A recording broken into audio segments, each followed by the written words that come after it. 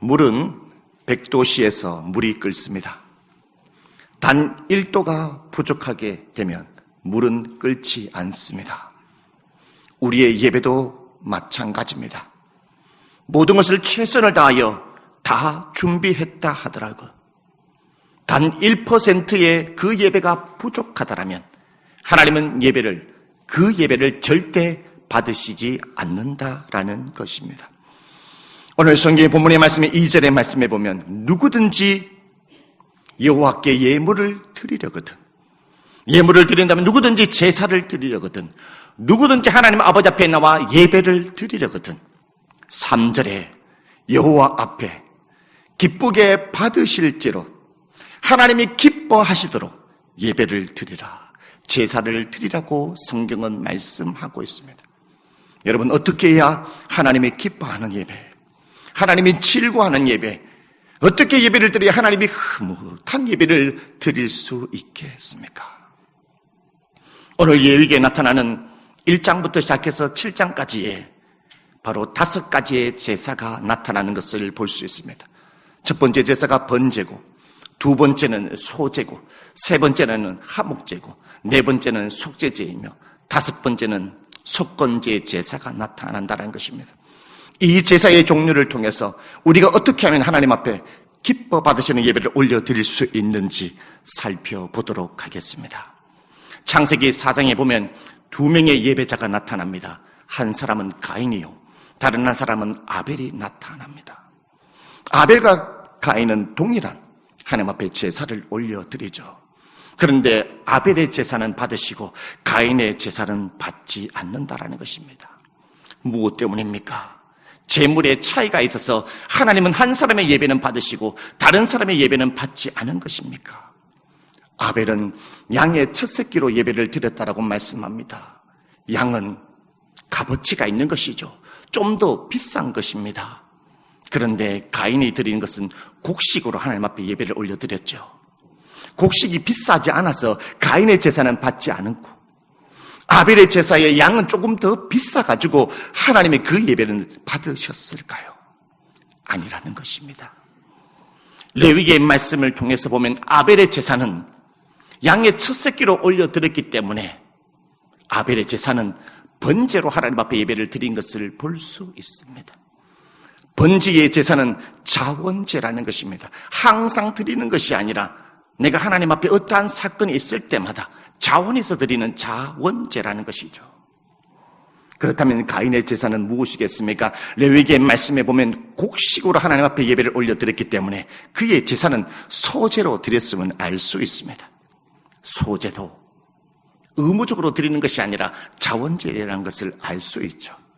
이것을 통해서 알 수 있는 것은 무엇이겠습니까? 살아계신 하나님께서는 값어치가 있는 그것 때문에 하나님 앞에 예배를 받으셨다라는 것이 아니라는 것입니다, 여러분. 재물의 종류 때문에 예배를 받으시고 안 받는 것이 아니라는 것을 오늘 성경의 본문의 말씀을 통해서 알 수 있습니다. 그러면 여러분, 무엇 때문에 아벨의 제사는 받으시고 무엇 때문에 가인의 제사는 받지 않았을까요? 그 1%의 차이가 어디에서 나타나는 것이겠습니까? 여러분, 아벨의 제사는 번제의 제사입니다. 번제의 제사라는 것은 모든 동물을, 모든 그 양을 전부 불에 태워서 하나님 앞에 올려드리는 것입니다. 불로 태워서 하나님 앞에 올려드리는 예배이기 때문에 첫 번째, 철저하게 희생으로, 헌신으로 하나님 앞에 예배를 드려야 된다는 것입니다. 두 번째로, 철저하게 하나님을 향한 신뢰의 바탕으로 예배를 올려드려야 된다는 것입니다. 그리고 불로 다 태워서 올려드려야 되기 때문에 나의 마음의 중심이, 중성이 하나님 앞에 있어야 된다는 것입니다. 그렇다면 여러분, 아벨은 이 세 가지를 충족하여 살아계신 하나님 앞에 예배를, 번제를 올려드렸겠습니까? 하나님은 이 부분에 대해서 무엇이란 말씀할까요? 성경은 무엇이라고 평가를 하고 있겠습니까? 히브리서 11장 4절 말씀에 믿음으로 아벨은 가인보다 더 나은 제사를 하나님 앞에 드림으로 의로운 자라 하시는 증거를 얻었으니 하나님이 그 예물에 대하여 증언하심이라. 그가 죽었으나 그 믿음으로서 지금도 말하느니라. 하나님은 아벨의 제사를 믿음으로 드린 제사, 믿음으로 드린 예배라고 평가하고 있다는 것입니다. 믿음으로 드렸기 때문에 하나님은 아벨의 제사를 받았다라는 것이죠. 믿음으로 드렸다는 것은 무엇을 말하고 있습니까? 번제의 제사에는 반드시 있어야 되는 희생과 헌신이 있어야 되는데, 희생과 헌신과 충성이 있어야 되는데, 그가 믿음으로 드렸다는 것을 봤을 때 믿음의 단어는 헌신이 있습니다. 믿음의 단어 속에는 충성의 단어가 있다라는 것입니다. 그러므로 아벨의 제사는 헌신으로 자기의 자신을 희생하며 충성스러운 마음으로 하나님 앞에 올려드렸다는 것을 알 수 있습니다. 믿음의 단어는 신뢰라는 단어에서 나왔기 때문에 아벨은 이 번제의 제사를 올려드릴 때에 하나님을 절대적으로 신뢰하는 가운데 속에 하나님 앞에 번제를 올려드렸음으로 말미암아 이 1%의 차이 때문에 하나님은 아벨의 제사를 받았다는 것을 여러분 볼 수 있습니다. 오늘 여러분은 주일날 이 시간에 와서 여러분 하나님 앞에 예배를 올려드리고 있습니다. 우리의 예배 가운데에 바로 이 번제의 속성을 가지고 예배를 올려드려야 한다는 것입니다. 우리의 예배 속에는 희생이 있어야 된다는 것입니다. 우리의 예배 속에는 나 자신을 올려드리는 헌신이 있어야 된다는 것입니다. 이 예배 가운데에 번제로 나의 마음의 충성스러운 마음, 나의 중심이 세상에 있는 것이 아니라, 물질에 있는 것이 아니라, 타인에게 있는 것이 아니라, 근심과 걱정에 있는 것이 아니라 충성스러운 마음으로 나의 마음의 중심이 살아계신 하나님 앞에 있어야 된다는 것입니다. 이 예배를 받으시겠다는 하나님, 이 시간에 나와 함께 하시겠다는 하나님, 나를 연락하시겠다는 하나님의 그 신뢰의 바탕으로 믿음 가운데 속에 이 예배를 여러분 올려드려야 된다는 것을 오늘 저와 여러분에게 말씀하고 있다는 것을 여러분 생각하시기를 바라겠습니다. 여러분 그러한 예배를 올려드리고 있습니까?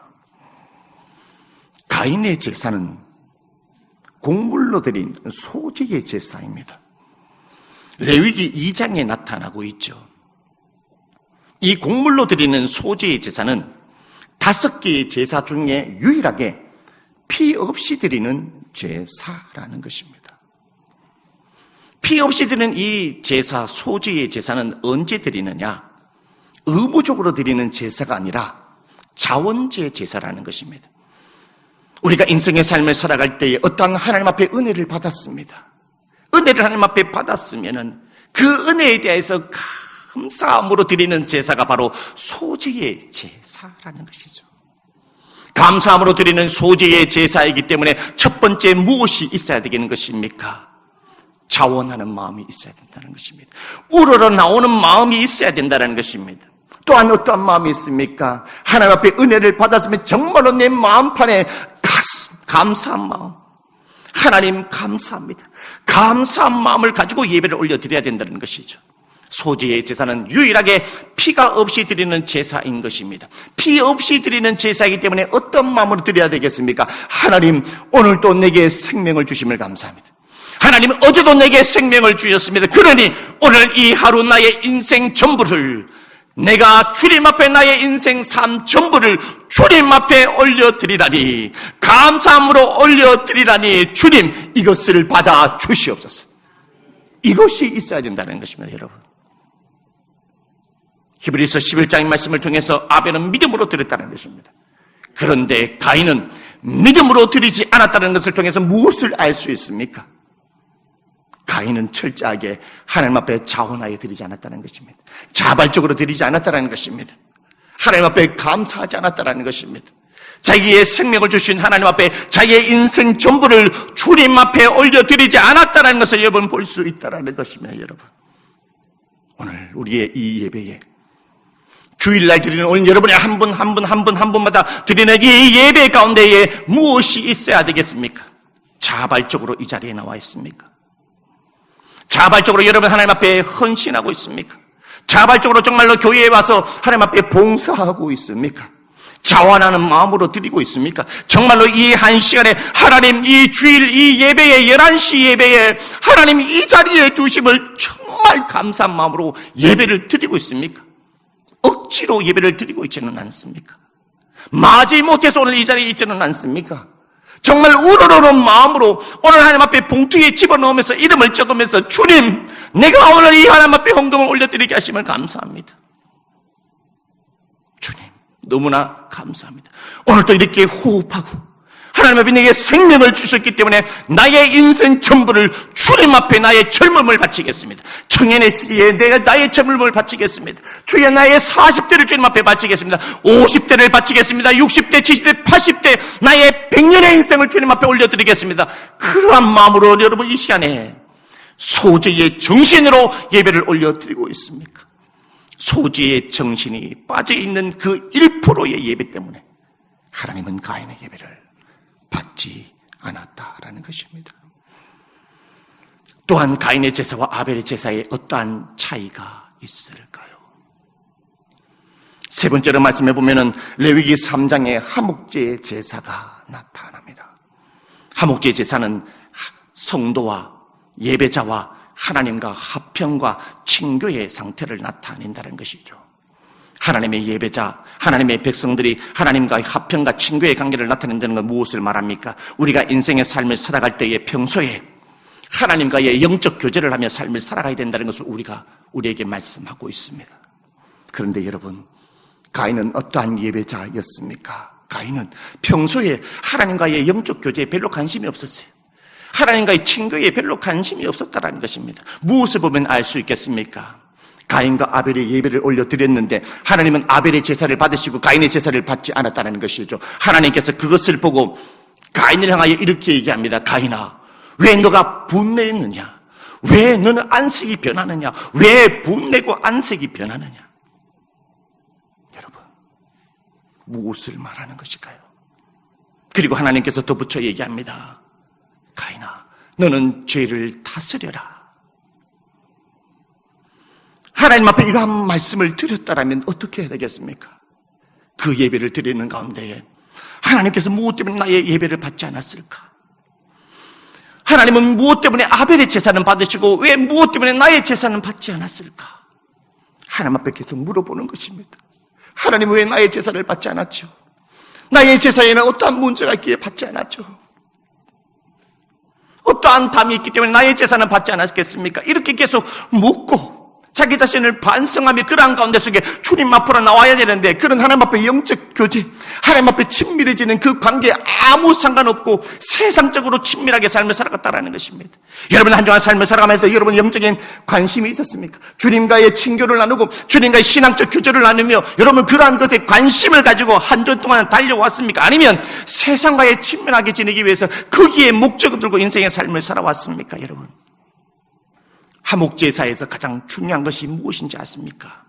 여러분 오늘 이 성전에 11시 예배에 왔으면 여러분 예배가 시작될 그 시점부터 여러분 화목제사는 어떻게 해야 되느냐? 여러분 오늘부터 시작해 보시기 바라겠습니다. 하나님 사랑합니다. 끝날 때까지 주님 사랑합니다. 주님, 내가 한 주간 동안의 삶을 살아가면서 주님, 내가 어떠한 죄를 범했죠? 하나님 앞에 예배를 드리는 부분에 막힌 땀은 무엇이고 내가 주님과의 친밀한 관계를 지내고 싶은데 내가 세상적으로 친밀하게 지내지 못하는 그 장애물이 무엇입니까? 주님 말씀해 주세요. 내가 주님께로 가기 원합니다. 주님께서 말씀하십니다. 내가 문 밖에서 두드리노니 말씀합니다. 누구든지 내 음성을 듣고 문을 열면 내가 그에게로 들어가고 그는 나와 더불어 먹으리라고 분명히 말씀했다라는 것입니다. 주님, 내가 주님 안으로 들어가기를 원합니다. 예배 끝날 때까지 주님 사랑합니다. 주님 안에 가기 원합니다. 여러분, 이러한 화목제사의 하나님과의 친밀한 교제 속에서 하나님 앞에 예배를 드릴 때에 하나님이 그 예배를 받으신다라는 것입니다. 이것이 바로 1%의 가인의 제사와 아벨의 제사의 차이점이라는 것을 오늘 저와 여러분에게 말씀하고 있다는 것입니다. 여러분은 지금까지 어떠한 예배를 드리며 인생의 삶을 살아왔습니까? 네 번째로 우리가 드려야 할 제사는 어떠한 제사일까요? 그것은 바로 레위기 4장에 나타나는 속죄제 제사입니다. 로마서 3장 23절에 이런 말씀이 있습니다. 모든 사람이 죄를 범하였으며 하나님의 영광에 이르지 못하더니 모든 사람이 죄를 범하였으며 하나님의 영광에 이르지 못한다는 것을 무엇을 말합니까? 이 세상에 태어나는 모든 사람들은 원죄의 죄를 가지고 태어난다. 사람은 원죄를 가지고 있기 때문에 이 세상의 삶을 살아가는 모든 사람들 가운데에 죄를 범하지 않는 사람이 단 한 사람도 없다. 그러므로 누구든지 하나님 아버지를 만나 그러거든. 누구든지 살아계신 하나님 앞에 제사를 드리고 예배를 드리려면 반드시 속죄제 예배를 얹어 드려야 된다라고 말씀합니다. 왜, 무엇 때문에 속죄제 예배를 드려야 됩니까? 이 속죄제 예배를 드려야만이 인간이 하나님과에 있는 이 죄 부분에 대해서 정화시켜주는 역할을 한다라는 것이죠, 여러분. 히브리서 9장 12절 말씀에 염소와 송아지 피로 하지 아니하고 오직 자기의 피로 영원한 속죄를 이루사 단번에 송소에 들어가셨느니라. 바로 예수님께서는 우리의 원죄 때문에, 예수님께서는 여러분 어제 여러분의 생각, 여러분의 눈으로, 여러분의 입술로 다른 사람에게 상처를 주고 불평하며 여러분의 손으로, 여러분의 발로, 여러분의 마음으로 범죄했던 것 있지 않습니까? 여러분, 하나님은 바로 그 자범죄 때문에 주님께서는 저와 여러분 때문에 십자가에 못 박혀 죽었다는 것을 여러분 믿으시기를 바라겠습니다. 그러므로 오늘 우리는 이 예배 가운데 속에 우리는 어떠한 마음이 있어야 됩니까? 속죄제 제사를 드리는 그 마음을 가지고 예배를 드려야 된다는 것입니다. 주님, 한 주간 가운데 속에 내가 어떠한 죄를 범했습니까? 내가 이 입술로 어떠한 죄를 범했습니까? 내 이 눈으로 어떠한 죄를 지냈습니까? 이 귀로 어떠한 죄악을 범했습니까? 내 마음으로 어떠한 죄를 범했습니까?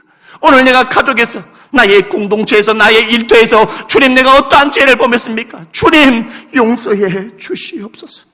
주님 용서해 주시옵소서. 주님의 보혈의 피로 나의 머리를 씻어주시고, 주님의 보혈의 피로 나의 눈을 씻어주시고, 주님의 보혈의 피로 나의 입술을 씻어주시고, 주님의 보혈의 피로 나의 마음과 손과 나의 발을, 나의 삶 전체를 주님 씻어주시옵소서.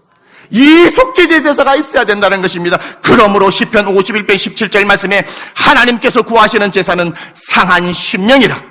하나님이여, 상하고 통례하는 마음을 주께서 멸시하지 아니하시리이다. 상한 심령이라. 통례하는 마음, 속죄하는 마음, 용서해 달라는 그 마음으로 예배를 올려드릴 때에 하나님은 그 예배를 받으신다라는 것입니다. 그 1%의 제사가 아벨의 제사가 있었다는 것입니다. 아벨의 제사는 피의 제사였다는 것이죠. 그 말은 무엇이겠습니까? 하나님 아버지 앞에 제사 드리기 전에 주님 용서해 주시옵소서. 회개의 마음을 가지고 주님 앞으로 나갔다는 것입니다. 그러나 가인의 제사를 창세기 4장에 다 살펴보더라도 가인은 단 한 번도 주님 앞에 반성하고 회개하는 장면들이 단 한 번도 나오지 않는다는 것입니다. 오늘 가인의 제사가 오늘 저와 여러분의 제사가 아닌지를 여러분 살펴보고 하루하루 삶을 살아가낼 줄 믿습니다. 여러분, 마지막에 우리가 드려야 할 제사는 어떠한 제사입니까? 바로 속건제 제사입니다. 오늘날 이 시대를 삶을 살아가는 수많은 그리스도인들이 이 속건제 제사를 드리지 않는 많은 그리스도인들이 많이 있다는 것입니다. 속건제 제사는 레위기 5장에서 6장까지 나타나는 말씀입니다. 이 속건제 제사는 무엇을 훔치거나 다른 사람에게 손해를 끼쳤을 때에 반드시 배상해야 되는 배상제 제사라는 것입니다. 배상.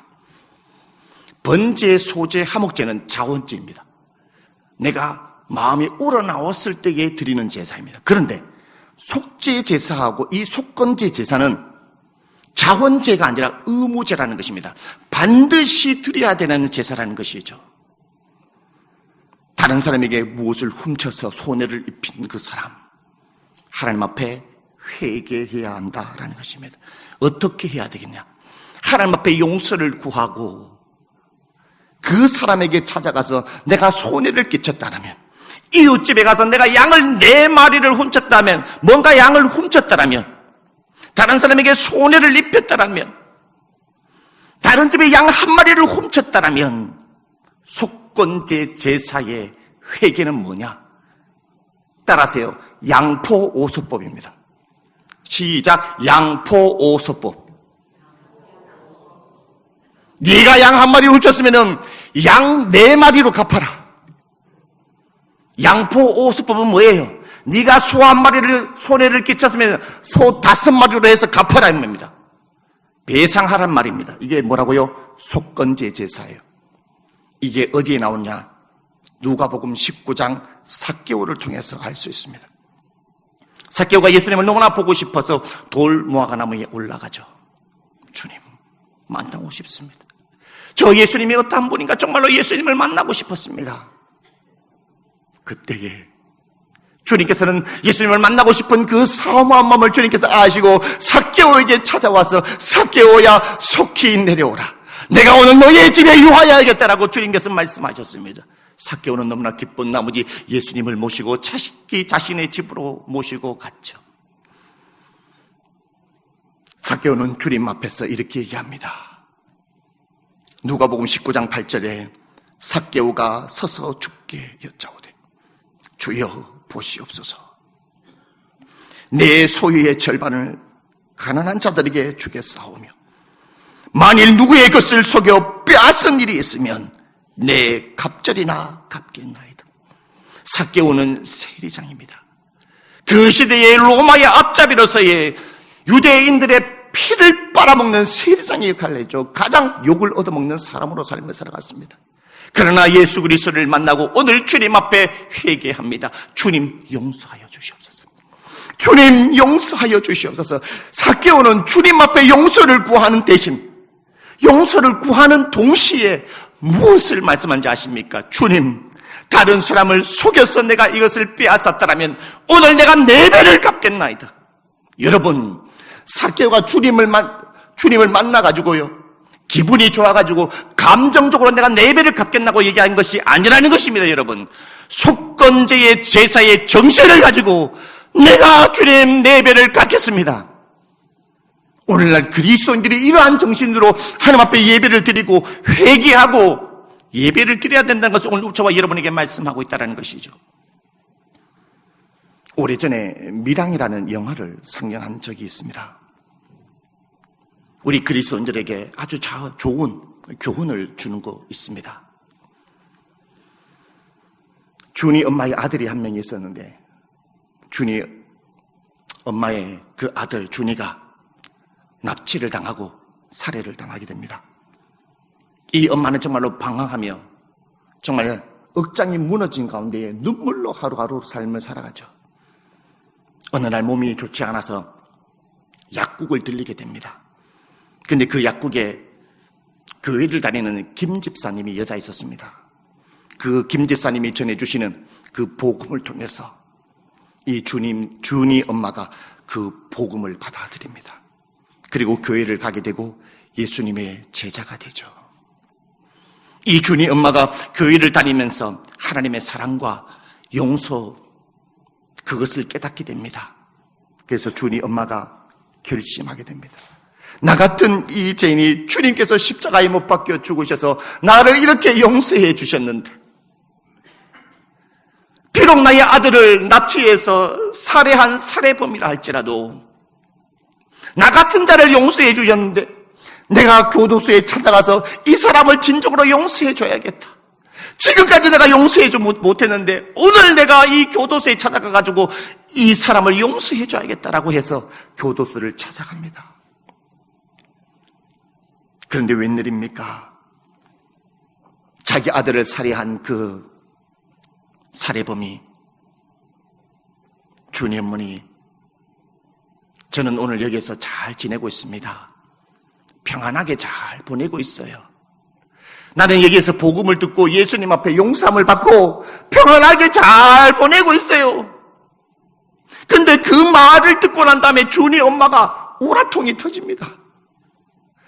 이 사람을 용서해 주러 왔는데 용서를 못해 주겠다라는 겁니다. 여러분, 이 영화를 통해서 우리에게 무엇을 말하고 있습니까? 우리가 하나님 앞에 용서를 구하고 죄사함 받는 것은 당연합니다. 그런데 더 중요한 것은 뭔지 아십니까? 주님 앞에 해결을 구했으면 이 살해범, 이 납치범이 그 엄마에게 와서 내가 주님 앞에 용서를 받았어. 너무 감사하네. 주님, 엄마, 내가 오늘 무릎을 꿇고 용서를 빌어요. 용서해줘요. 용서해줘요. 내가 당신에게 손해를 끼쳤잖아요. 당신의 아들을 죽이게 만들었잖아요. 두 손을 싹싹 빌고 무릎을 꿇고 두 손을 싹싹 빌고 용서를 구해야 되는데 그 용서를 누가 해줘야 됩니까? 주은이 엄마가 그 납치범에게 제가 당신을 용서할게요. 당신을 용서할게요. 용서해 주는 것이 그 엄마에게 있지 그 납치범에게 있는 것이 아니라는 것입니다, 여러분. 마태복음 18장 18절에 이 말씀이 있습니다. 무엇이든지 너희가 땅에서 매면 하늘에서도 매일 것이요. 무엇이든지 땅에서 풀면 하늘에서 풀리리라. 할렐루야. 여러분, 우리의 제사, 오늘 이 예배 가운데 속에 뭐가 있어야 됩니까? 하나님 앞에 용서를 구했으면 그 사람에게 달려가서 아무개 집사 용서해줘. 그 사람에게 손에 끼친 것을 배상해야 된다는 것입니다. 입으로도 마음으로도 물질로도 배상해야 된다는 것을 오늘 이 가운데서 우리에게 말씀하는 것이죠. 아벨의 제사에는 이러한 희생의 제사가 있었습니다. 그러나 가인은 자기의 동생을 죽였음에도 불구하고 단 한 번도 용서를 구하지 아니하고 이 속건제 배상 제사를 드리지 못하는 이 가인의 제사의 1%를 통해서 하나님이 받지 않았다라는 것입니다. 여러분, 물은 100도씨에서 끓는다고 했습니다. 단 1도가 부족하더라도 물은 끓지 않습니다. 저와 여러분의 예배도 마찬가지입니다. 여러분의 1%가 부족한 그 예배가 무엇이겠습니까? 그 1%가 부족한 것이 믿음입니까? 그러면 1%의 믿음을 채우시기를 바라겠습니다. 하나님의 예배는 자원하여 드리고 감사로 드리는 자를 하나님은 기뻐 받으신다라는 것입니다. 여러분, 자원한 마음이 부족합니까? 감사로 드리는 예배가 부족합니까? 그 여러분의 그 1%를 주님께 채워 드리시기를 바라겠습니다. 여러분, 한동안 삶을 살아가면서 영적 교제에 관심이 없었습니까? 그래도 우리 이 시간 통해서 주님께 나가시기를 바라겠습니다. 주님과 친화적으로 주님과 교제하며 영적 교제하며 삶을 살아가겠습니다. 그 1%를 채우면서 다음 주에 주일날 오시기를 바라겠습니다. 여러분은 속죄제를 하고 있습니까? 1%를 채우고 있습니까? 주님, 나의 이 죄를 용서하여 주시옵소서. 주님 앞에 용서를 구하고 있습니까? 그리고 세상의 삶을 살아가면서 가정에서, 세상에서, 직장에서 여러분 손해를 끼친 사람에게 찾아가서 그것에 대해서 변상하고 있습니까?